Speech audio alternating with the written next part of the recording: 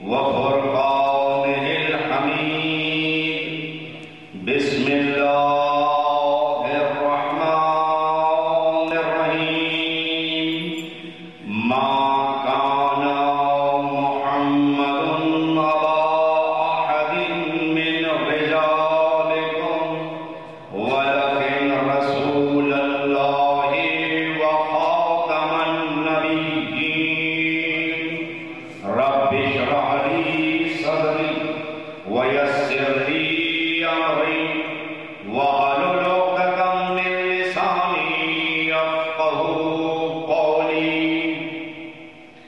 بسم الله الرحمن الرحيم اللهم كن لوليك الحجة ابن الحسن صلواتك عليه وعلى آبائه في هذه الساعة وفي كل ساعة وليا وحافظا وقائدا وناصرا ودليلا وعينا حتى تسكنه أرضك طوعا وتمتعه فيها طويلا.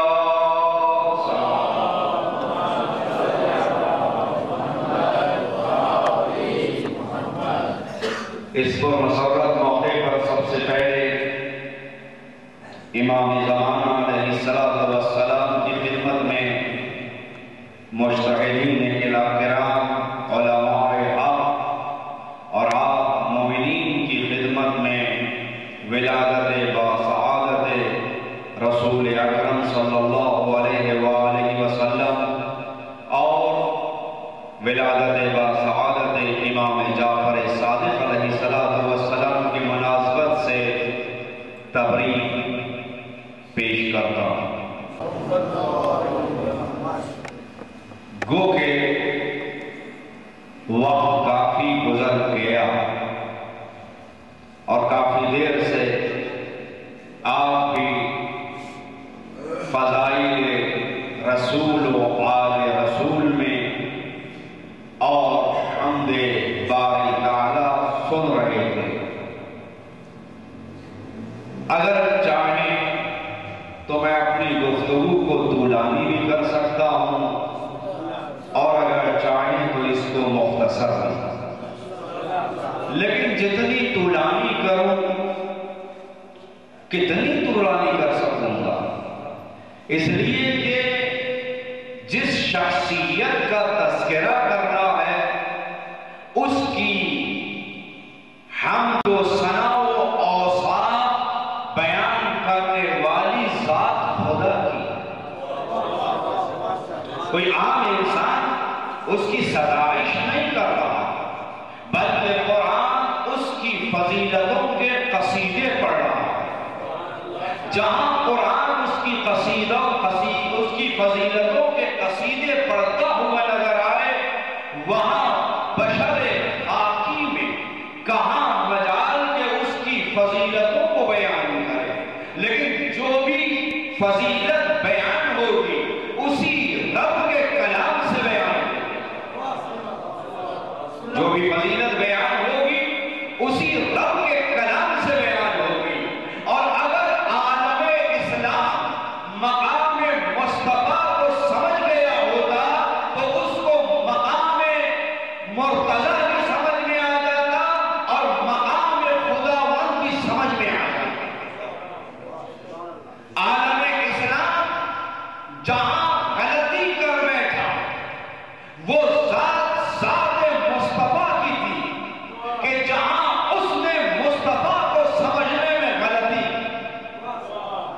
اور میں کوئی عام بات نہیں کر رہا، یہ وہ حقائق بیان کر رہا ہوں جو حقیقت تاریخ کے دامن میں سخت ہیں، اور علماء اور عقلاء اس چیز کو درک کر سکتے ہیں کہ اگر مقام مصطفیٰ سمجھ میں آ گیا ہوتا تو قول مصطفیٰ سمجھ میں آ گیا ہوتا، اور جب قول مصطفیٰ کی اہمیت سمجھ میں آ گئی ہوگی تو اب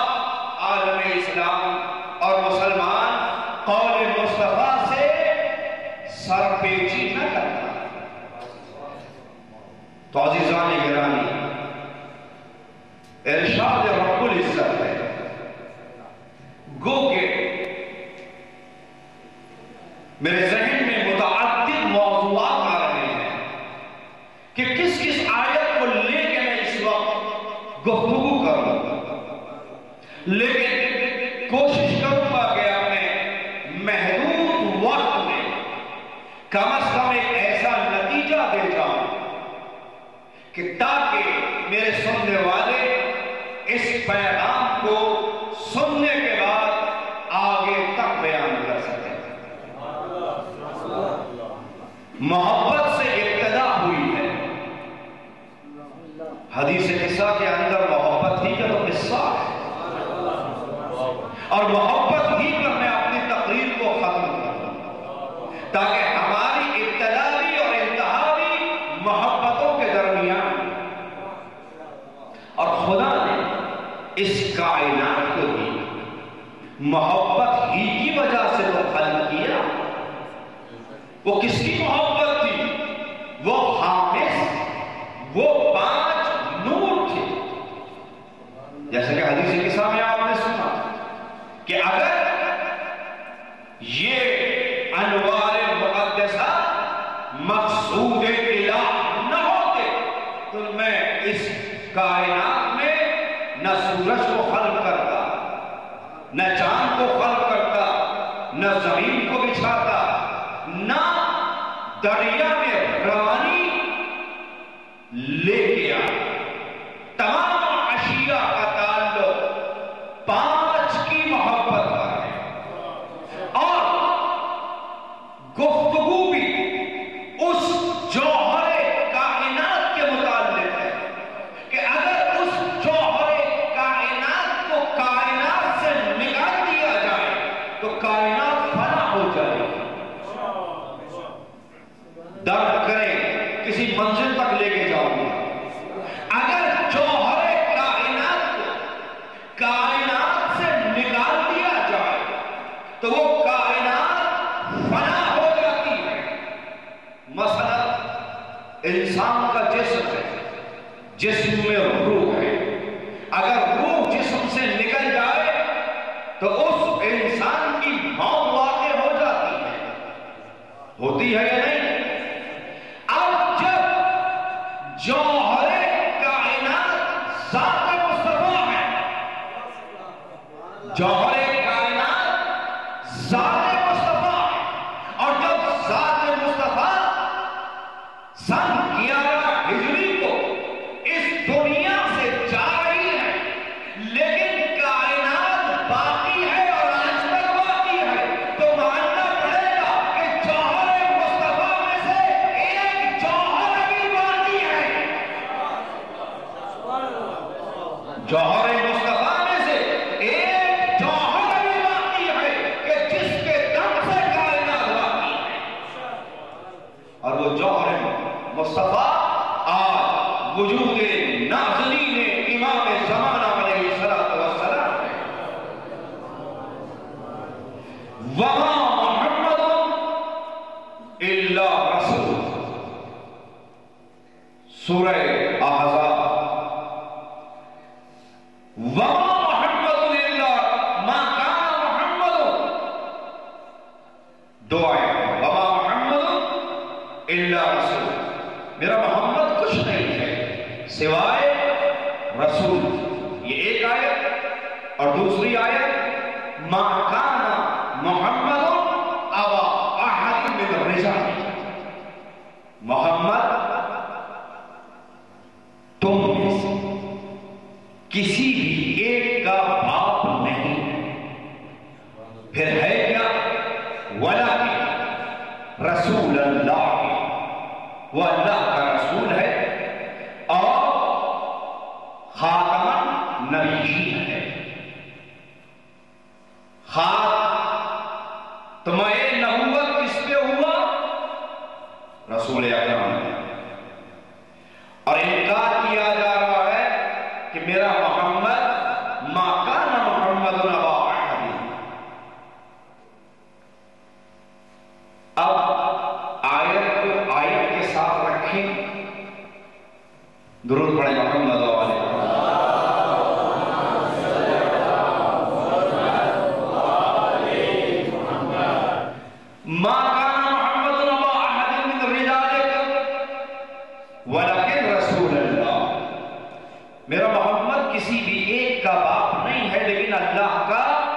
رسول ہے. اور ایک آیت میں کیا ہے کہ وَمَا مُحَمَّدٌ إِلَّا رَسُولٌ، میرا محمد کچھ نہیں ہے مگر رسول ہے. اب دو چیزیں ہوتی ہیں، ایک ہوتا ہے شخص اور ایک ہوتی ہے شخصیت. ایک ہے شخص اور ایک ہے شخصیت.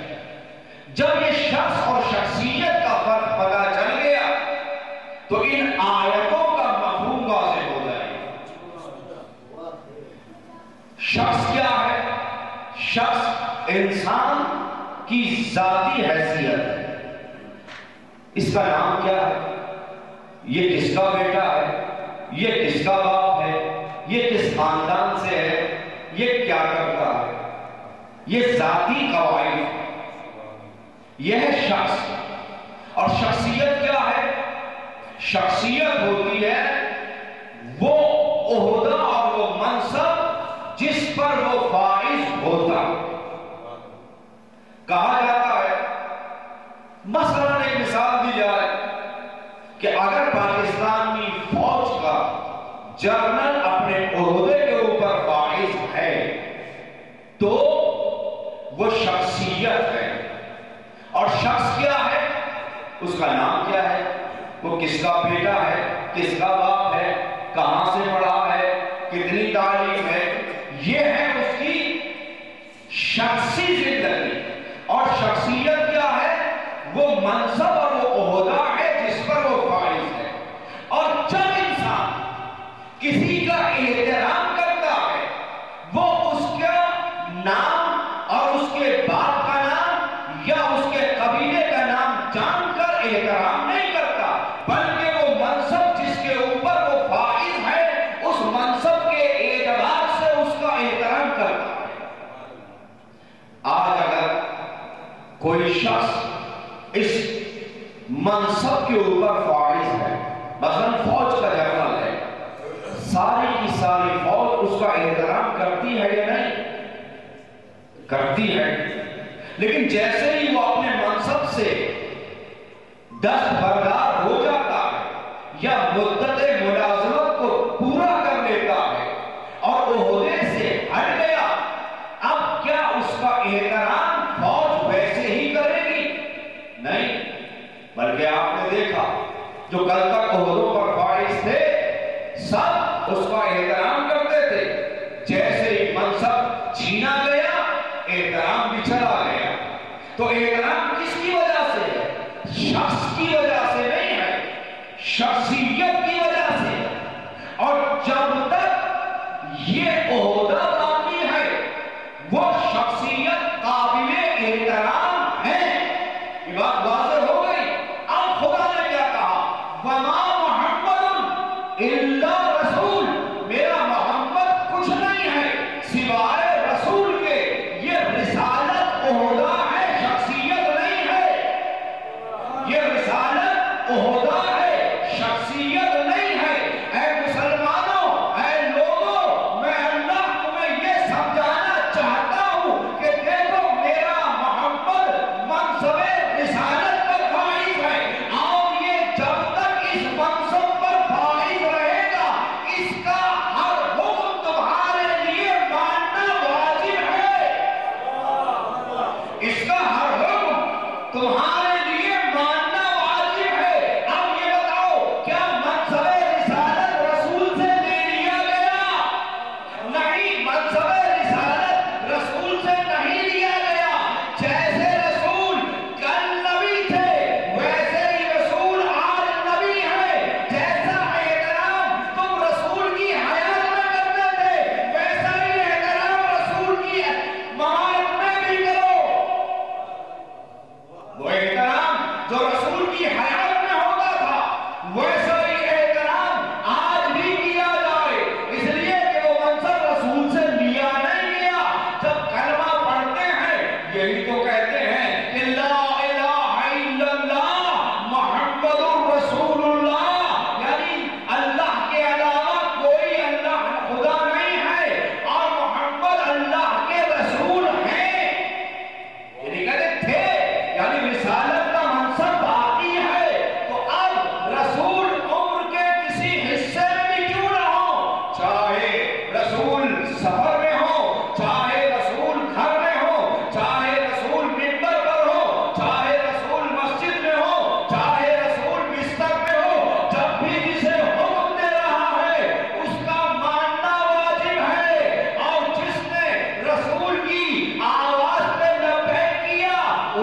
حیات عطا کرتا ہے خداوند عالم. درود بھیجے محمد و آل محمد. یا ایھا الذین آمنوا استجیبوا للہ والرسول اذا دعاکم لما یحییکم. اے ایمان والو، جب تمہیں اللہ اور اللہ کا رسول دعوت دے بلائیں تو کیا کرو؟ اس کی دعوت پہ لبیک کہو، اور جب تم لبیک کہو گے تو تمہاری لبیک کے جواب میں اللہ تمہیں حیات عطا کرے گا.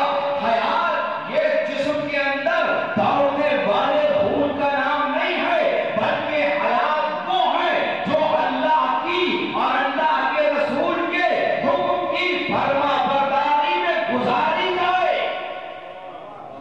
حیات اس ظاہری جسم کا نام نہیں ہے، اس دوڑتے ہوئے خون کا نام نہیں ہے، بلکہ حیات وہاں ملتی ہے جہاں اتباع رسول ہوگا.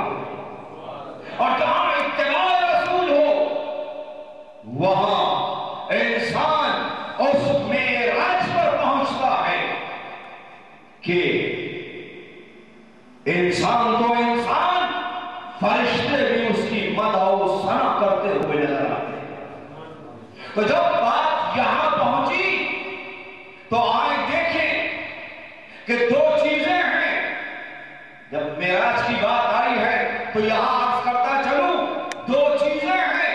ایک ہے معیت اور ایک ہے صدقیت. ایک ہے معیت اور ایک ہے صدقیت. ان دونوں میں فرق کیا ہے؟ معیت کے معنی ہے ہمراہ اور صدقیت کے معنی ہے اس کی جنس سے ہونا. مثلا یہاں یہ بلب جل رہا ہے، اس میں کیا ہے؟ نور ہے. اب اس کے ساتھ دوسرا بلب بھی لگا ہو تو اس کے اندر بھی کیا ہے؟ نور ہے. تو صدقیت کے اعتبار سے دونوں کیا ہے؟ نور. یعنی ایک ہی جنس سے ہونا کہلاتا ہے صدقیت، اور ایک ہے معیت یعنی ساتھ ہونا، ہمراہ ہونا. ہمراہ ہونے میں صدقیت ضروری نہیں ہے. ایک آدمی سفر کر رہا ہے، آج کے زمانے میں کار میں بیٹھا ہوا، کار کے اندر اس کے ساتھ کوئی اور بھی شے ہے جو بیٹھی ہے، تو یہ گاڑی وہ اشیاء جو اس کے ساتھ چل رہی ہیں وہ ہے معیت میں، یعنی اس کے ہمراہ. یہ یوں کہوں گا اس زمانے میں اگر ایک انسان چل رہا تھا، اس کے ساتھ اس کا اونٹ چل رہا تھا، تو وہ اونٹ اس کے ہمراہ ہے. یہ نہیں کہا جا سکتا کہ اونٹ اور اس انسان کے اندر صدقیت ہے. صدقیت نہیں ہوگی، معیت ہے. معیت کے معنی کیا ہے؟ ہمراہ ہونا. اور ایک منزل جب آتی ہے یہ انسان اپنے ہمراہ اشیاء کو چھوڑ دیتا ہے، لیکن جو اس کے ساتھ صدقیت رکھتی ہیں وہ ان کو چھوڑتا نہیں. تو بس جب ہمراہ ہونے والی اشیاء، مثلا اگر وہ اونٹ جو کئی سالوں تک اس کے ہمراہ رہا تو کیا ہمراہ ہونے کے ساتھ ساتھ اس میں اور اس کے اندر کوئی صدقیت آئی نہیں. معیت کوئی فائدہ نہ دے گی جب تک صدقیت نہ ہو جائے. جب تک صدقیت نہ ہو جائے تو بس عزیزان محترم، جب اللہ کا رسول معراج کے لیے چلا تو ہمراہ سید الانبیاء کے سید الملائکہ چلے اور ایک منزل پر آئے اور کہا اے اللہ کے رسول اگر میں آگے بڑھوں گا تو میں چل جاؤں گا. ارے بھائی تم ہمراہ ہو رسول کے، کیا رسول تمہیں چلنے دیں گے؟ تو وہ بتا رہا ہے دیکھو ہمراہ ہونا نہ بچا سکے گا جب تک صدقیت پیدا نہ درود ہے محمد و آل محمد۔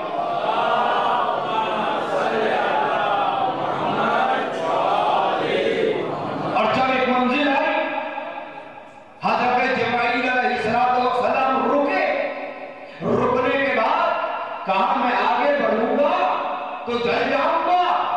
تو بس یہاں سے ایک اور پیغام ملا کہ دیکھو سید الملائکہ تھے، لیکن انہیں اپنی حدود کا معلوم تھا کہ اگر میں حد سے بڑھوں گا تو جل جاؤں گا۔